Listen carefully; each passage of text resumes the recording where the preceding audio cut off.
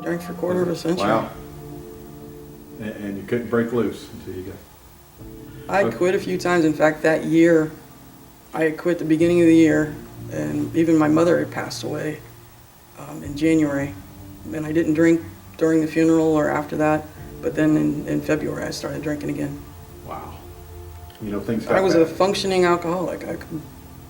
I could go to work and come home, and as soon as I got home I started to drink. A lot of it was because I was in pain and I didn't have insurance. I couldn't get any pain medicine, and so I self-medicated, and I worked as a server, so I was always on my feet, and I came home and drank to get the pain off, and then you just kept drinking until you passed out. Wow. And so did you, And if I- what made you realize that you had a problem?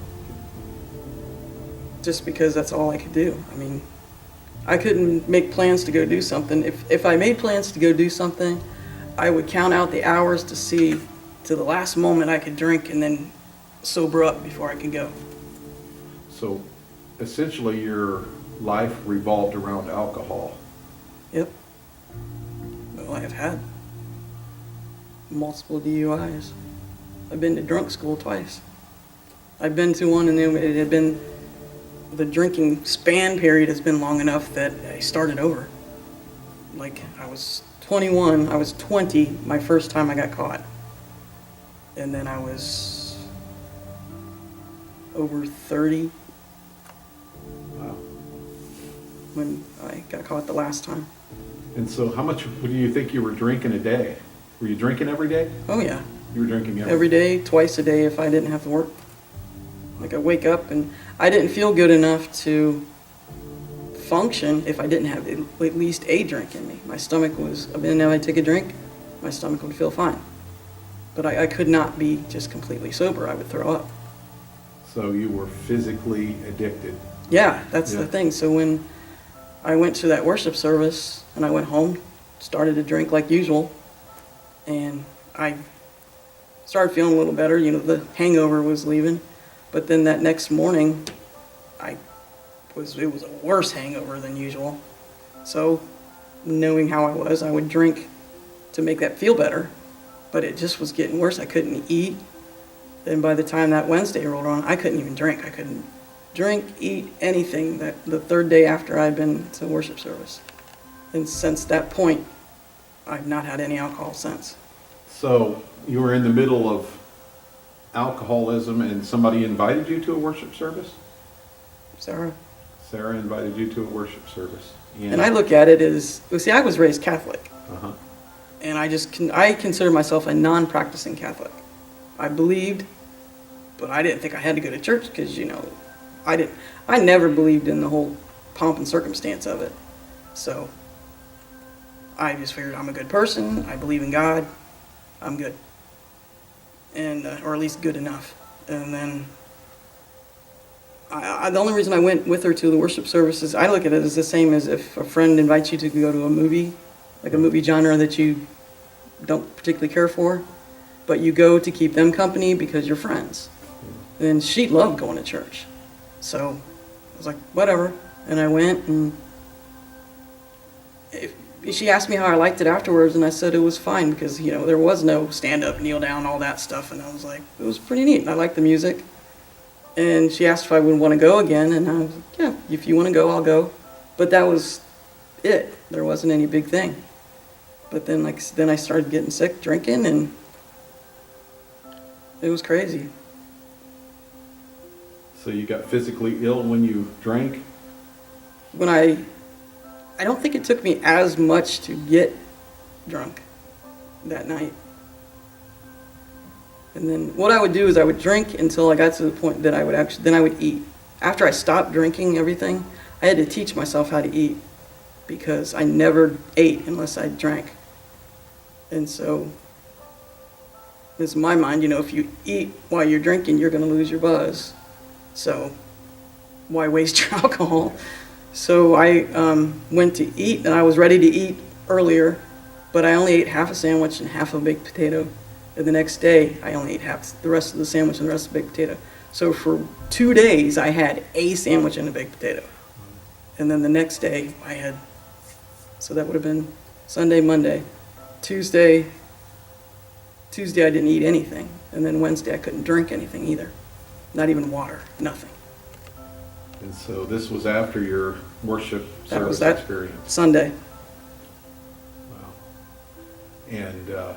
And I didn't even put two and two together until probably 3 to 4 weeks later. I was sitting there and I was talking to God. I was just sitting there talking to him, and I started to do the math of when everything was. That was when I figured out that it had been 3 weeks from stopping drinking to my A1C test that turned out fine. And the A1C test tests you for 3 months. Well, I was drunk for 3 months. I had only had 3 weeks of sobriety, and my A1C test came back perfect. And then there was no, not perfect, but there's no way. The doctor was like, there's just the change. He didn't know about all the alcohol at that point. He does now. But he said there's no medical reason why your A1C should be this low.